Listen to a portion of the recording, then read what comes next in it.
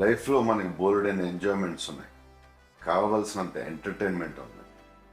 మనల్ని ప్రేమించే మనుషులు, మన కోసం బ్రతికే మన వాళ్ళు మనకు ఉన్నప్పుడు ఈ డ్రగ్స్ అవసరం అండి.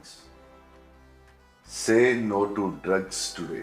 మీకు తెలిసిన వాళ్ళు ఎవరైనా డ్రగ్స్కి బానిసలైతే ఈరోజు ఈ టోల్ ఫ్రీ నెంబర్కి కాల్ చేయండి. వారు పూర్తిగా కోలుకునే విధంగా తెలంగాణ ప్రభుత్వం చర్యలు చేపడుతుంది. నమస్తే అండి, నేను మీ నిఖిల్ని. మీ అందరికి ఒక విషయం చెప్పాలి. మనం ఏదైనా వస్తువు కొనేటప్పుడు దాని ఎక్స్పైరీ డేట్ని చెక్ చేసుకుని మరీ కొంటాం. కానీ అయితే సోషల్ మీడియాలో న్యూస్ షేర్ చేసేటప్పుడు అది నిజమా కాదా అని ఎందుకు చెక్ చేసుకో? ఎందుకంటే ఏమవుతుంది అని చిన్న క్యాజువల్ యాక్టివిటీ, కానీ మీరు చాలా సరదాగా షేర్ చేసే ఆ ఫేక్ న్యూస్ కొన్ని జీవితాన్ని స్పాయిల్ చేస్తుంది, నాశనం చేస్తుంది. అందుకే మీరు ఒక న్యూస్ షేర్ చేసుకునే ముందు అది నిజమా కాదా అని ఒక్కసారి చెక్ చేసుకోండి. సోషల్ మీడియాని 10 మందికి ఉపయోగపడేలా వాడతాం, ఇబ్బంది పెట్టేలా కాదు. నమస్తే, నేను మీ అడ్విసేజ్. ఏమవుతుందిలే అని ఒక అమ్మాయి పోస్ట్ కింద మనం బ్యాడ్ కామెంట్స్ పెడితే వాటిని చదివి వాళ్ళు చాలా డిస్టర్బ్ అవుతారు.